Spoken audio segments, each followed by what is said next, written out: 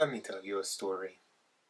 A few years ago, I lived in China for about 9 months. I would say just a year. And it was the best and the worst thing that ever happened to me in terms of my relationship. Let me explain. So, taking a step back many years ago, about 8-9 years ago, I read the book The 5 Love Languages by Gary Chapman. You're probably familiar with this book. I was like, I'm a physical love type of person. Physical love, quality time, top of ones. I took the test online. That ended up being the case as well. But what I didn't realize is that there was a missing link and the missing love languages that came out of this that is my true love language. And that's the one that's barely talked about because we're afraid of it. It's called distance, separation, being solo. Bringing another book into this, I also read The Truth by Neil Strauss, which is an uncomfortable truth about relationships book. And in that book, he has a particular diagram, and I'll try to share it somewhere here. And it's a ring, 3 rings. It's yourself, your partner, and then the relationship. Those are the 3 entities of a relationship. There's not 2, there's not 1, as most may think. Oh, you get married, you become one union. That's not the case. If you want to be in a long-term, happy, and healthy, and intimate relationship. We hear, and again, I'm bringing another book in, and that's the book on attachment styles, right? And one of those attachment styles can go back to codependence. Codependence is important for our growth and maturity as an adult living in a society. It's important for us. We are social creatures, right? But there's a line that can be crossed when it comes to codependency, which a lot of people do. I'm a big fan, and if you've been following me on Instagram, I'm a big fan of self-love and cultivating time for yourself in solitude and being comfortable in your own skin, because this is the person that you kind of live with all the time. So why not get comfortable with that person that you live with in your head?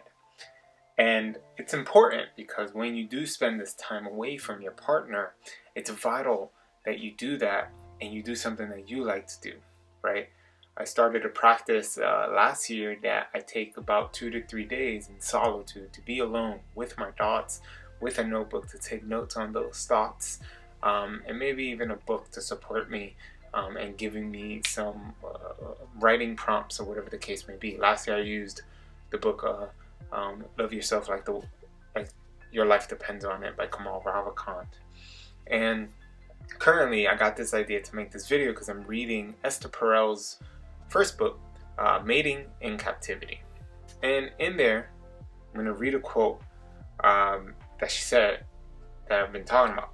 We seek intimacy to protect ourselves from feeling alone, and yet creating the distance essential to eroticism means stepping back from the comfort of a partner and feeling more alone.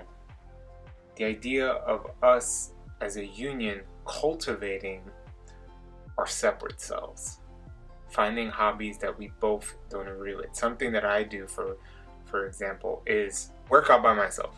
Karina and I used to work out together often, not all the time, but often, and I stopped that. I was like, I want to do this alone. I like to struggle, and that was important for me.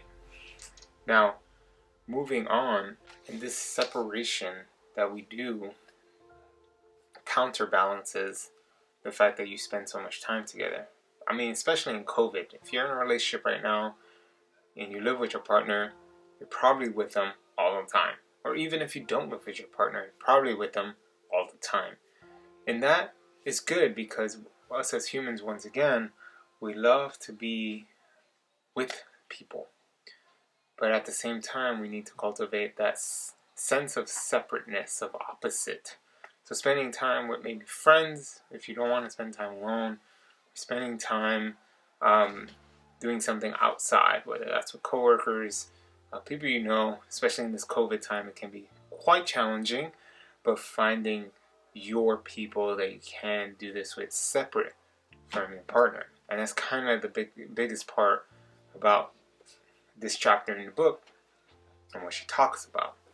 Because another thing that I like to say, and I really enjoyed this part of this chapter, when she talks about how couples settle into comforts of love, and they cease to fan the fires of desire, or the flames of desire, and it starts going away. It becomes like, when you look at a fire and it's almost done, it becomes like these embers. And in order to get the fire going again, it needs air. Think about that, right? Distance creates the air for you to flame the desire. I don't know if you've been in a long-term relationship, but having that distance and being separate for the longer the better, I feel. Obviously there's a limit to each couple on how long they can be far away, but if you are far away with minimal contact, you can experience the desire you feel in that first year. Because a common thing about long-term relationships and married couples, I use married couples as an example, is that they lose a sense of desire for one another. They have kids, it kind of takes a back burner. There may be intimacy, they may love each other, as you see if you read this book that she talks about, but you do lose the sense of desire that exists in the first year to 2 years of a relationship. So it's like, how do you cultivate that? And the best way to do that is through distance. It's through spending time away from one another. Whether that's maybe staying with a friend, or taking at least 2 to 3 trips a year where you just do it alone. You don't do it as a couple, or you do it with friends. Whatever works for you. But cultivate that self-love. I've talked about it countless times. Follow me on Instagram. I make a lot of posts about cultivating different ways of self-love, having hobbies that you do on your own, working out alone. Maybe you like to cook. Maybe you could do that alone. Just be in there with the music or a podcast or whatever you do to cultivate that sense of like, this is who I am.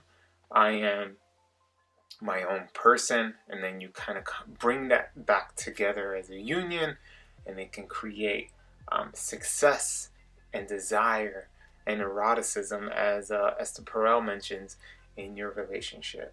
So whether you're alone or not, and you're still here watching this video, I think it can help you tremendously for your future relationship, because being single is probably the best thing. I spent 4 years that way, and I was really able to cultivate that self-love for myself.